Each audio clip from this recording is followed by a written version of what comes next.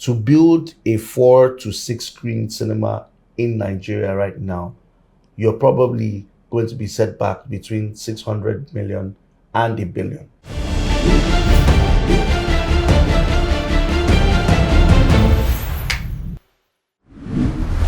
Okay, so for the first time in It's a Wrap life, we're taking the conversation out of the studio, right? Taking it to the person, right? And it's worth it for me, right? If you don't, it's worth it for me. And today we're having a conversation with someone. If you're into film, well, maybe at the back end you would know him. If you're at the front end, you might not exactly know him.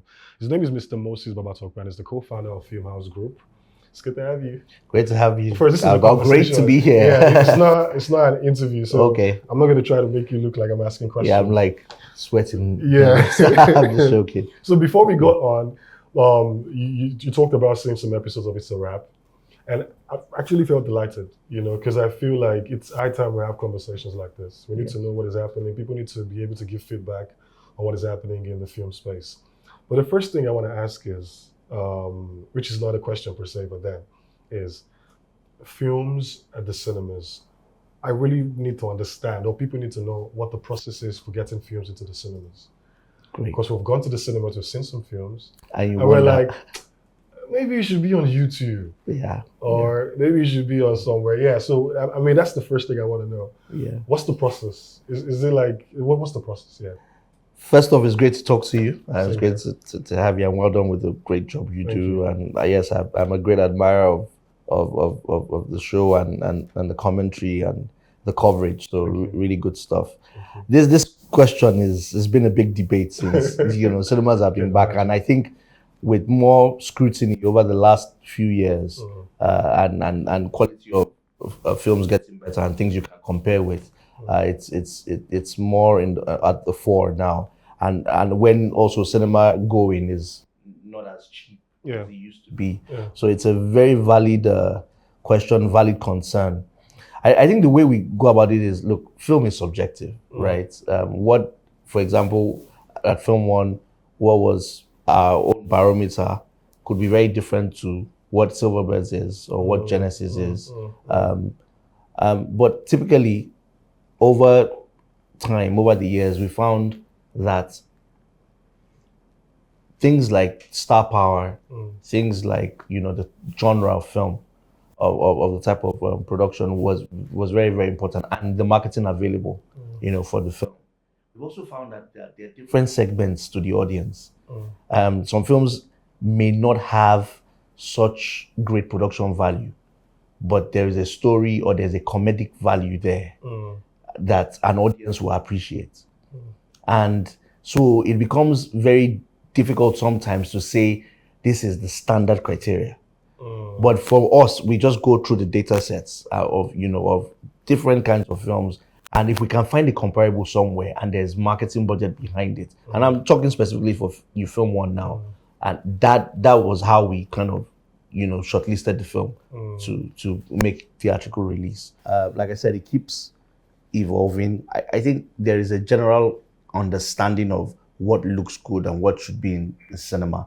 There's a general appreciation for that, but we've got to be accommodating of the fact that, for example, distributors are of a certain size, of a certain competence. The same thing goes for the films of a certain budget level. And not, as they say, not all fingers are equal. So you have the small films, you have the meteor films, you have the blockbuster films. And because I keep saying to people, we're still kind of in evolution of our cinema and cinema going. So a lot of these things will still be trial and error. Yeah, I honestly believe we still don't have enough cinema screens. We still don't have enough data sets to support whether we should be clamping down on a number of films. I think ultimately it's going to be down to the audience and it's going to be down to the numbers. I think we're much better than what we were before, where it was mainly cinema that was the main staple for monetization. Now with streaming, now with the economy even being challenged and people needing to be more discerning, I think everybody's taking more care. I think even the filmmakers don't want to be embarrassed as well. So that's also helping with the consciousness. I mean, if it was if everything was good, you won't be asking this question, because we still have that challenge. Right. Yeah. What I guess my summary is, it's evolving, and it's something that we are mindful of as an industry, but it's also one that we have to be careful about before we're also criticized for maybe being clannish or being excluding, films, or not allowing enough experimentation in the industry. But So it's a very tough one. Yeah, you talked about something. You mentioned particularly comedic value. Yes. Right. And I mean, it seems as though most of the films that probably, I don't want to say do well, because that's subjective. I don't have the data, right? Yeah. But it feels like over the years, it seems like we've had more comedy films in the cinemas. Yes. Than any other genre. So there was a certain era or certain period, particularly before the pandemic, where comedy films were doing well, or you can say doing better than most genres, or films that had good comedic value, because we do a lot of dramas, as you know, in Nollywood, and a good infusion of comedy, a good dosage of comedy, then really brings the entertainment value, and people tend to talk about that. The kind of country we're in, people want to escape. People want to laugh and have fun. So typically before the pandemic, we had that. But after the pandemic, we've then seen a new era of, action films, brotherhood, epic films, King of Thieves. Now, Beast of Both Worlds, for example, Orisha last year. Jagun Jagun, maybe more on streaming. But we've seen epics. We never saw epics do, that kind of business. We've seen, a film like A Tribe Called Judah, which you would say drama, comedy, thriller, a fusion of genres. We've seen that become the highest grossing, of all time. You've seen a film like Battle on Booker Street, which you can't call a comedy. I think we'll continue to see more and more of the industry really coming to life. I would not be surprised somebody would take a stab at sci-fi and do a great job of it, and then the audience gravitate towards it. I think there's potential in the horror genre. If we are very people actually go to the cinemas to watch. Hollywood, for example, has had a decent run. It's before we used to say horror doesn't work, but we've seen again post-pandemic that with the right decent Hollywood films, it makes decent amount of money, and I feel a very well made horror film, I think, can have a shot. Very well marketed, very intentional, very well made. Yeah, very well made. Underline that. So people will also a film that we made, Ile Owo. People have question marks here and there, but it was I won't stab at that horror genre, and the results were not discouraging at all. So I think that those are areas that we can. I mean, look at biopics like Ayinla, for example. It's a biopic that made almost 100 million. Nobody would have thought that. I would have thought that. Exactly, you would have thought that. So there's one coming out, Funke, which would be interesting to see. So I think what we're seeing is the audience are more discerning and more appreciative of quality filmmaking. And it's not enough to be quality filmmaking, something that is marketed intentionally, to then make a decision to say, okay, I'll wait for it for Netflix, or I'll go out to see it in cinemas. I think we're seeing that also with the audience. So if we're talking about intentional marketing, particularly as it relates to cinema, not even the VOD platforms, there's a conversation around revenue as a producer when you bring your stuff to the cinema, particularly when you want them to distribute. Right. So there's a chunk that goes to the cinema, correct, and there's some percentage that goes to the producer, correct. Now, I want to confirm. I heard. I don't know if it's right. So there's a 70-30% split. 70 goes to the cinema and 30 goes to the producer of the film. A lot of people have argued that this is probably not fair. Seeing that they put a lot of work into making the film. So why would they take this amount at the end of the day? Maybe we need some more light so people can understand better why that is the case, if that is the case. So I think it's a very interesting question. It's a very important question. And it's not it's a question that we've answered and we've addressed severally. But I also appreciate the fact that it's something that we need to continue to address and explain. Because people are asking questions. Everybody's like, what is going on? Especially now that there are more options for people to monetize and for people to watch films. Exactly. I think it's important for people to be educated about it. So it's wrong to describe the share as 70-30. Okay. It's wrong too, because there are a number of there are a number of players in that whole 100%. Okay. So the cinemas are there. Mm. Of course, the distributors are there. Mm. The producers are there. But very critically is the taxman Oh. in all of that share, and people don't tend to see that one of the things that we're pushing for is for tax reforms in that area. It's the creative sector that requires support. Anywhere in the world, the creative sector has relief programs, grants, has, particularly all the mature markets, has different level of government support. And it's ours. In our country, we have multiple deductions, multiple taxations. You have state government deductions, you have federal government deductions, you have local government deductions on this revenue. Yeah. That is, very hard to come by for producers to even make the films in the first place.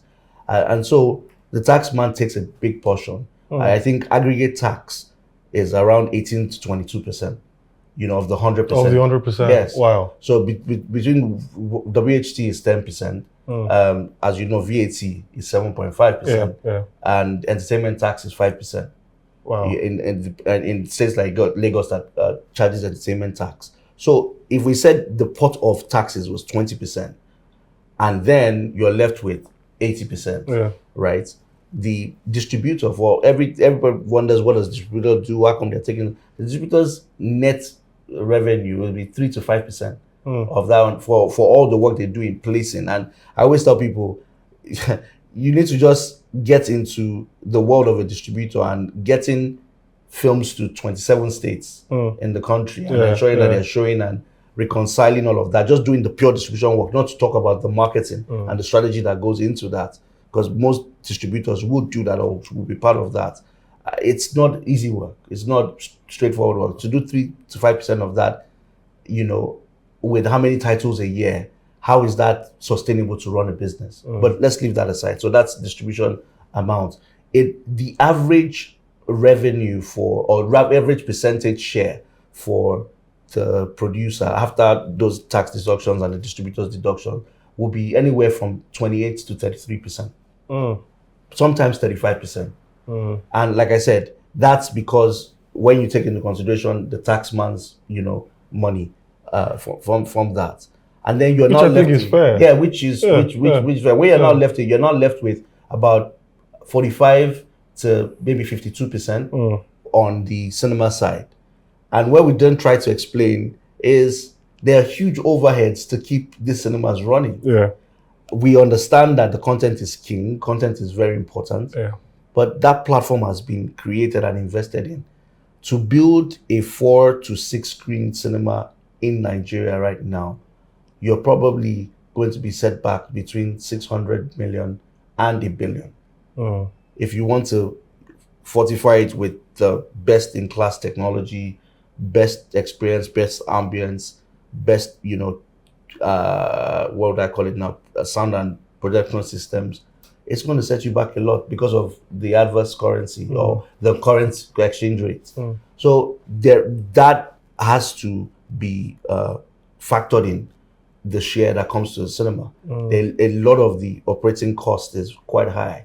And that's why you could argue that on the cinema side, compared to all the other players having their share of the 100%, the cinema side needs to be that percentage. Like I said, it's more or less 48 to 52% as opposed to 70%.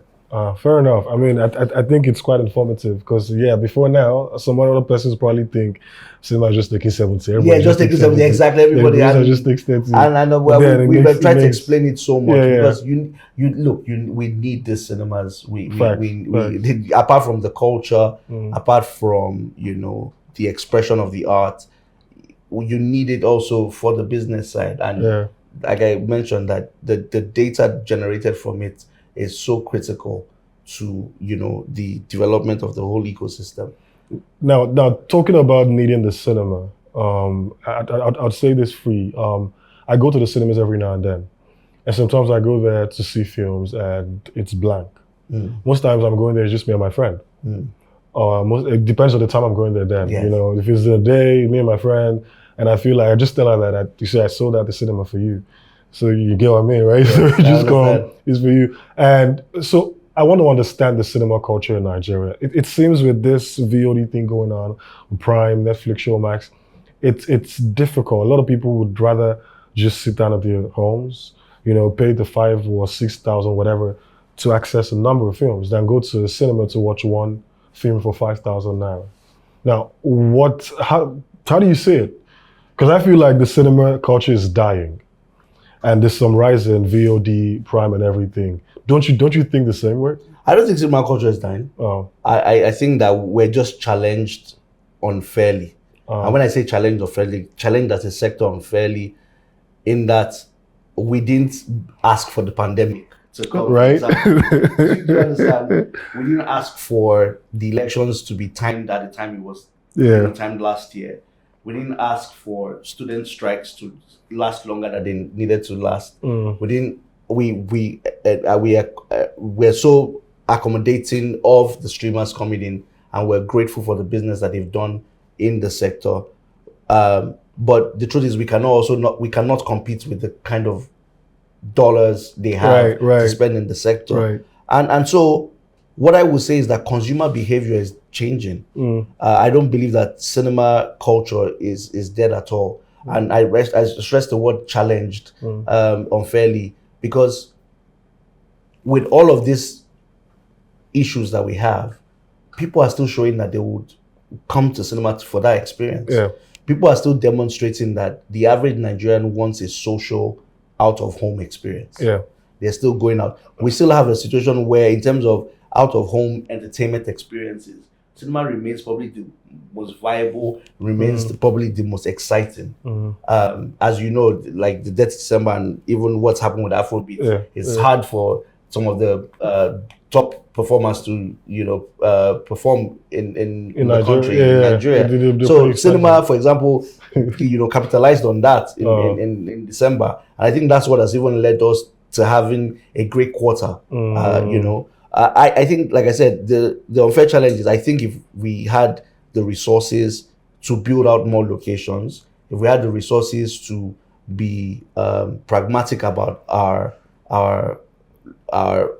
territory. When I mean pragmatic, is build cinemas for different class of society. Yeah. So, for example, if we had cinemas for that low tier, and that was affordable, you see people patronizing. I think that should be. And I think that you find that I think that space is being looked at very critically. And why I'm really bullish about cinemas is, look, we're such an expressive culture. Yeah.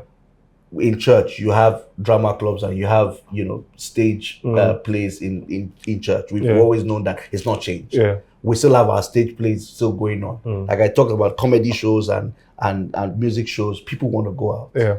And people have shown us that if you do the right kind of content for them, they want to have that shared experience talking about it. If you do something that is believable, they can identify and they can talk about. It's a thing of not just prestige, it's a social component for them. That I went to cinema to do this. And let's not forget, in terms of modern cinema going, it's still relatively new. Has not been experienced by a generation of people in Nigeria. Like the Gen Z. Yes, and I think that there's a way we can also create it for them to be very, very different. Actually, yeah. And so for me, and just there's just some films that you do not get the satisfaction, you do not get the fulfillment of watching on a small screen on the phone or a laptop or on the TV. It's just that joy of seeing it together. And I think there's something even unique about the Nigerian cinema going experience. The banter and the chatter, depending on what location you go to. There are people that go for that thrill. But yeah, if you think about it even further, you realize that I've seen that some cinema films make it to the VOD platforms at the end of the day. Yeah, sorry? At the end of the day, they make it to the VOD platforms. Yes. And I feel like it defeats the entire purpose of the cinema, like for business, mostly. Yes. Because if I know at the end of the day that it's going to go to the VOD platforms, why should I go to the cinema to go and watch it? Yeah. So I mean, I don't know how that process came into being, but I think it's doing a lot of disservice to the cinema, saying that people don't have to wait anymore, you don't have to rush to go to the cinema. And again, it's even cheaper than the VOD platform. Yeah. I know there's a word that's been constantly used now, disruption. Right? Yeah. And that's where disruption can be contentious, and don't let me say negative. Yeah. It can be contentious. The truth is, you want these films to be monetized across various platforms. Anywhere in the world, it will go to cinema, then it will go to other, platforms. What has always worked is there's a window that we call it a window or a time frame where you can exploit on cinema before you can then go to other mediums like VOD and for example in-flight entertainment, for example pay TV and all the others. But what we found out in this strong digital age is those windows have become very compressed. Yeah. And so it's a conversation. For example, I represent the Cinema Exhibitors Association of Nigeria as secretary. It's a big conversation for us on how we can, come together as an industry to define the windows for at least the local titles. Because what we have to be careful as well. There is an opportunity to monetize content. Yeah. We want people to maximize the cinema window and also maximize the, VOD window. Yeah. I remember not all films will make it to cinema, but the select ones that make it to cinema, we want it to be a defined window where they can make their money there, and it can also help in their negotiations for the VOD platforms. So it's not as simple as, if it's coming to cinema, let it stay in cinema or let it be only in cinema. The truth is, for it to be a viable investment as film should be, it needs to play across those platforms. Cinema first, and then a number of other platforms. But what we need to do and be responsible about is how long it plays for, and just to ensure that we manage and moderate those windows well. So for me, I think like you mentioned, the window thing is important. Yes. Because I know a Trap Called You that was dropped December. Yes. And this is April, and it's already in VOD. Yes. I know some persons that waited till it got on VOD to see the film, despite the buzz that it was cinema. making. Yeah. And it was like, nah, I'm going to wait till, because I know it's going to come. Yes. It's going to come. So I think to a large extent that needs to be looked into, particularly if the business of cinema wants to keep, going at a very high line. I think it needs to be considered, because if people figure out that it's going to go to VOD platforms, then, I mean, why should I go to the cinemas? And now the money is not as cheap as before. Yeah, trust me, it's been looked into. You're right, and thank you for being one of the advocates of that. Yeah. But we have to also be realistic that it's a largely independent sector that Nollywood is. Everybody's fending for themselves. We have interesting production companies, well set up production companies, and that have great deals with studios, but we don't have many of such. Everybody is trying to fend for themselves, trying to find a way to make their films. And as much as we want to protect cinema and cinema going and cinema business, we also have to understand that the producers have to monetize their content. Yeah. And I think it's just, again, like I said, it's finding that balance, for them, that makes it a win-win scenario. We're trying to figure out what works well. And I think the big thing for us is ensuring the cinema experience is differentiated. That when you come to cinema, it's something else that you get. So regardless of how short that window is or how long that window is, it's the experience that you do not forget. So I think that's what needs to be so what needs to be so important now, because look, it's not in our hands. There are films in the US that are 25 days, 21 days, and then on the VOD platform. In Nigeria, we've managed to negotiate 8 to 12 weeks. Okay. We started with 16 weeks, 4 months, And look, I think it'll go back to traditional windows of 16 weeks, but we're not there yet. We're in a place where people want to immediately monetize their stuff, and we cannot really tie their hands. Yeah. What we can do is what is within our control. How do we make that experience memorable? How do you communicate to that audience this film? It's going to be available on streaming. It's going to probably be available on TV, maybe a year and a half's time. But this one, you're best seeing it on the cinema screen for so and so. It seems like a lot of marketing, PR work. Yes, and that's where the work is. You have to innovate. You have to take on the challenge. And that's why I'm excited. I'm happy with the cinema operators. We're taking the challenge on, and also a big homage to the filmmakers, because they do a lot of work in also marketing and promoting the films for cinema. And they deserve a lot of applause. Yeah. Now, talking about disruptive and talking about challenges to the cinema culture in Nigeria, YouTube is around, and it seems like the fastest, maybe not the fastest, but like the easiest way. A lot of people don't want to. I mean, I know some producers that don't even go to the cinemas anymore. Yeah. They just make films for YouTube because they feel, I can see my money in the back end, I can see it rolling in, and it's not even in naira, it's in dollars. So. Has that been considered also as a major challenge or competition? Because this is free. Yes. YouTube, I'm not paying to watch anything. It's free. Yes. But has that been considered also? I think we are always considering, we're always keeping our ears on the ground to see what's going on. And look, let me first start by saying YouTube is very, very necessary for the ecosystem. And we applaud what they're doing. The access, to markets, the low barriers to entry, the fact that there's an audience there that want to be entertained. The fact that, like I said, consumption of entertainment is changing so fast. And a lot of people, I know a lot of people that the way they consume content is YouTube. Yeah. We've got to understand and appreciate that. And we're best, like I said, it's important for us to see it as complementary. I don't think the economics of YouTube or YouTube filmmaking is compared to that for cinema. I think that you would be, we're far away from seeing premium, super premium content be almost given a perception that it can be seen for free. There's something that it does, for you not to appreciate it. Premium content is something that should be paid for and enjoyed. Yeah. And I think that's what I love about the Nigerian film industry.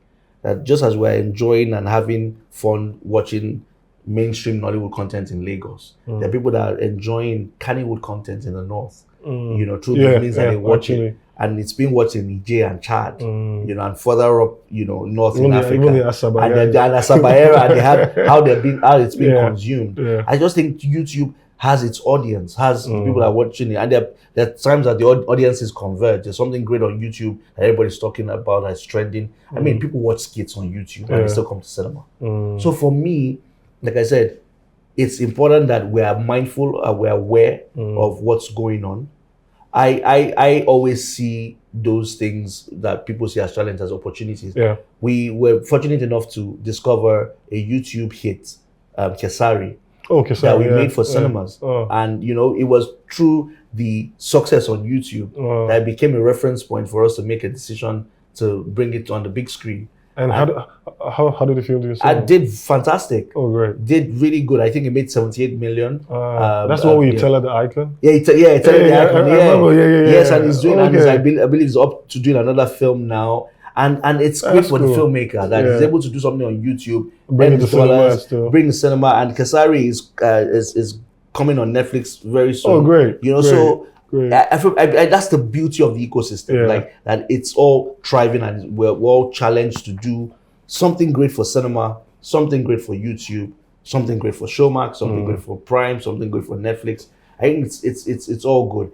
It's important though that as all of this is happening, that one is not diminishing. That's where for me, wearing my cinema hat and being very biased towards cinema, I think it's important that we preserve that particular base. All right, now for the naysayers, because despite the amount that Tribe Called Judah made, some persons still find it difficult to believe. I was talking to someone like 2 weeks ago, and the person was like, I beg. And I'm like, really, we're in 2024, why would we be exaggerating or telling a lie, or like these things can be verified? I legit had a friend that was trying to calculate how much it was at the cinema and saying, okay, 7,000, then let's say a cinema hall is like 100. Like, it was legit trying to calculate to see if actually she could make, or that movie can make that amount of money.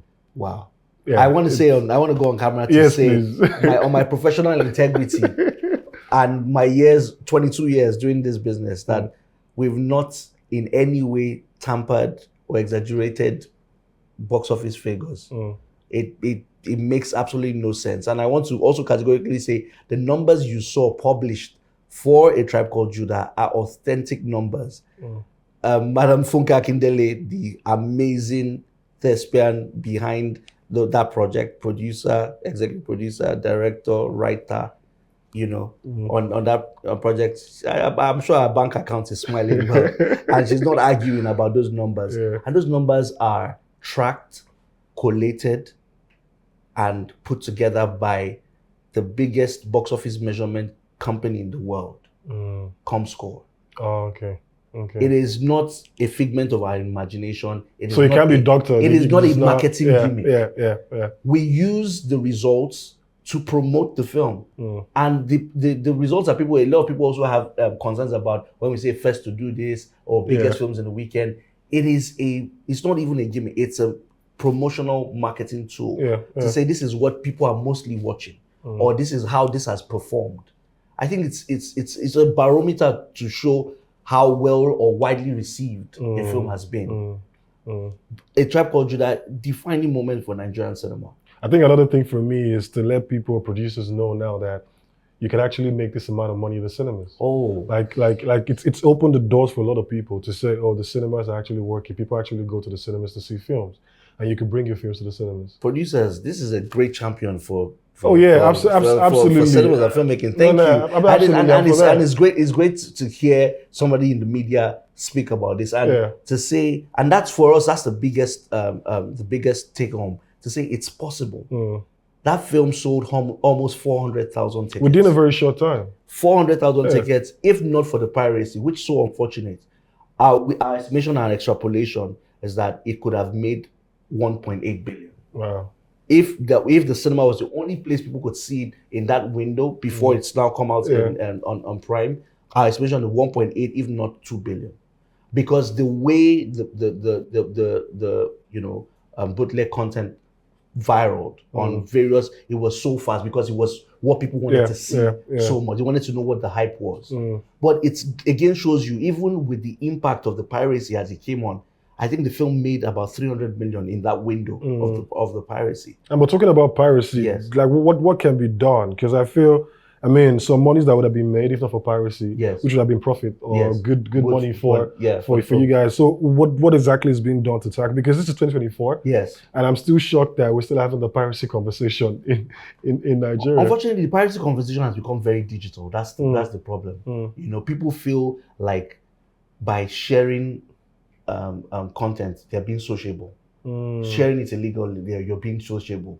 Sharing it on Telegram sites. Sharing, that's the hub. You're being sociable. Like, how is that? Like, and for me, it just says there's an orientation issue that we need to look at. And thank God we have a responsive, censors board, responsive film corporation. We're working with the Copyright Commission as well. And we now have a Ministry of Creative Economy. And those are the people that we're going to be talking to. And I have to give a big shout out to the Nigerian police, particularly those at the Alagbon units. They really, really took the case, frontally and great investigative techniques.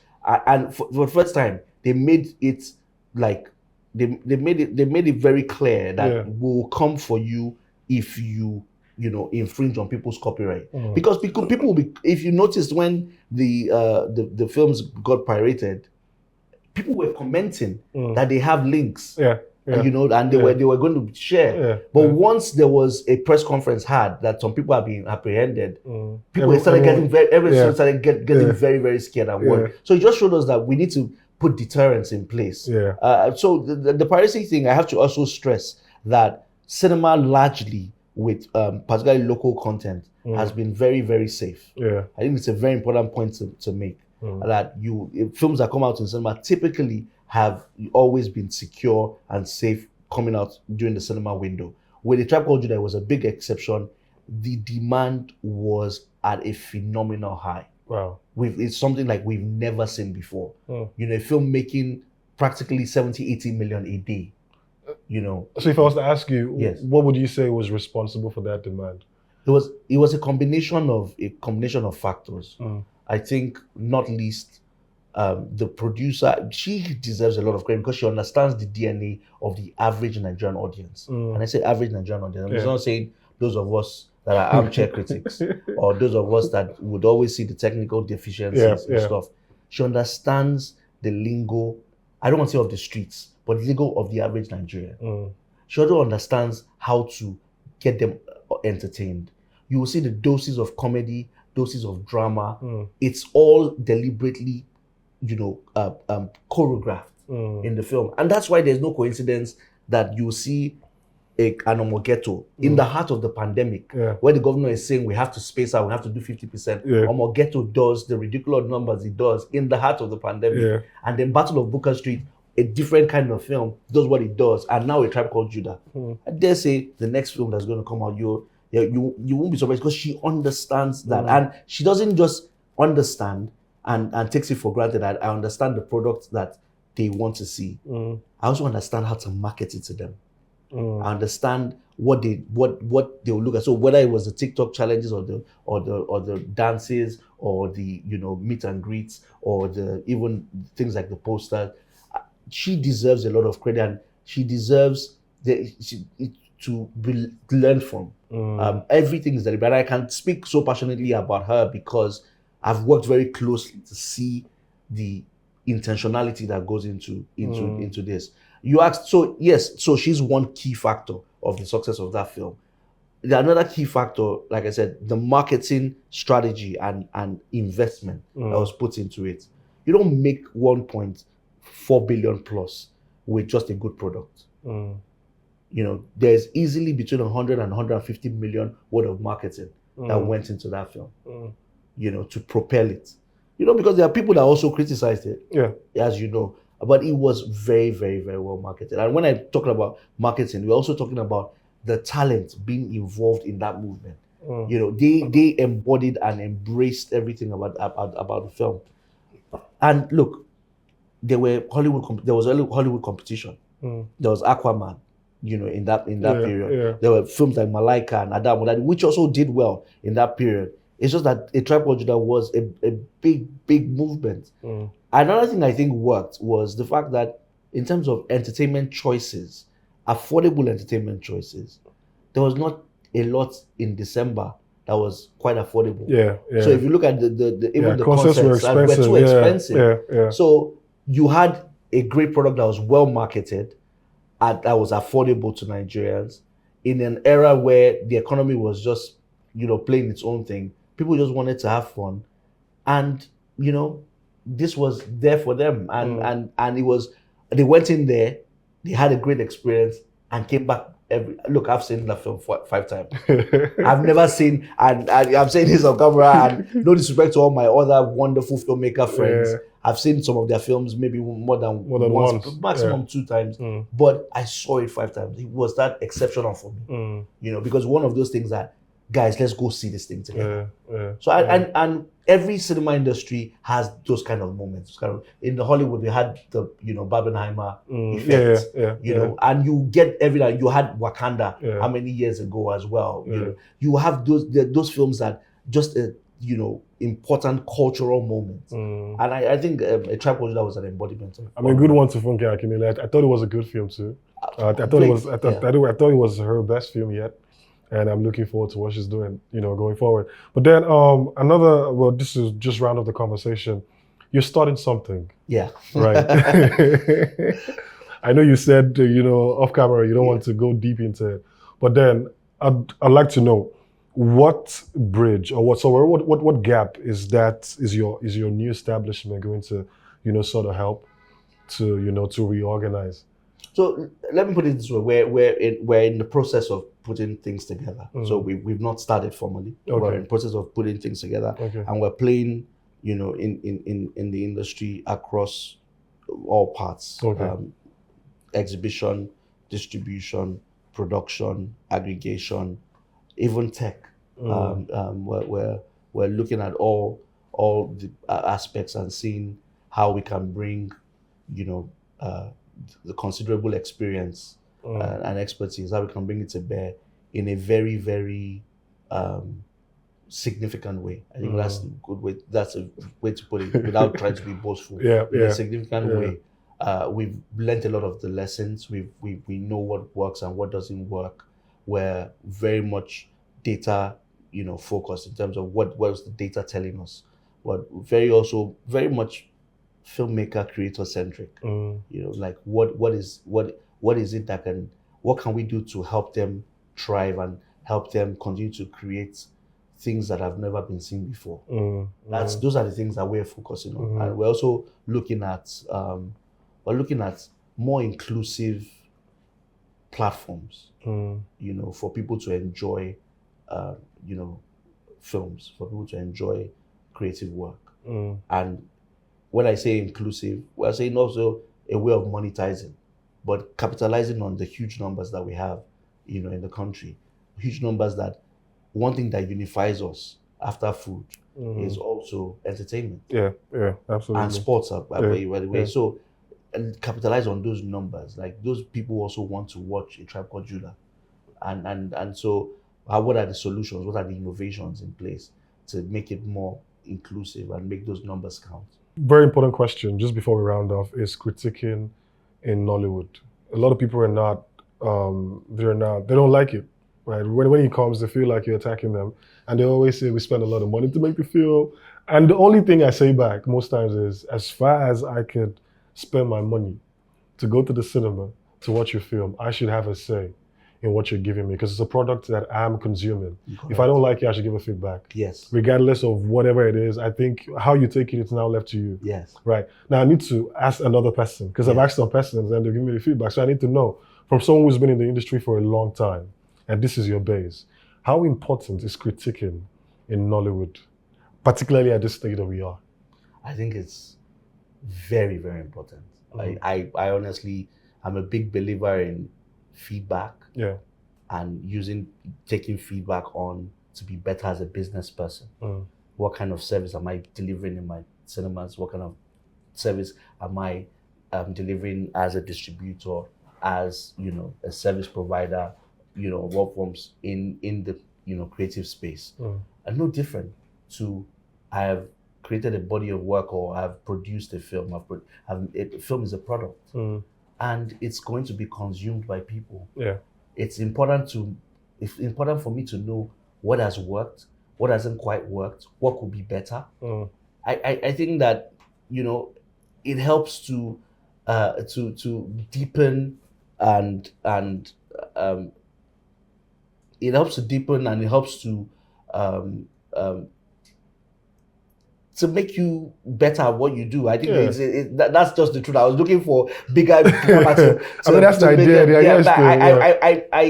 I cringe when people don't take these things well. And I can understand, because creatives are very close to their work. And the process of making the work sometimes can be very painstaking. Very challenging, yeah. Particularly in the environment that we find ourselves. So I get all of that.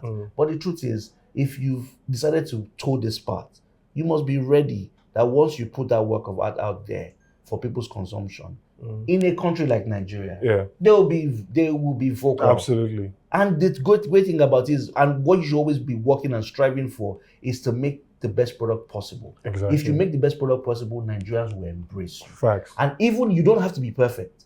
If they even see that the intention was right and you approach the subject matter with originality, with honesty and sincerity, and simplicity, and even with your imperfections, Nigerians will be the first to carry it on their head. Facts. And let you know that, you know what, you've done a great job. It could have been this, but you know what, I applaud you. So for me, in Nigeria, I embrace it totally. That you know what, but I guess the other side to address in it is our critics. Yeah. Are you talking to you? Look at me. Our critics. It's important to embrace the ability not to be personal about this work. Facts. It's very, very important to be as objective, as educated as possible about it. Yeah. And sometimes you show a level of pedigree. If you want to be, you know, regarded, and a level of consistency, not contradictory, you know, views. Yeah. I think that's one of the issues that people have always had, that how many respected critics do we have that we can really say, if this person says that this thing is this, I need to go and pay attention to it. And they've not been compromised. Their integrity is not in question. Those are the things that we have to. So it's a two-way conversation. We need critics. We need it for the ecosystem to be better, and I dare say to thrive. But we also need the critics themselves to be well versed and not.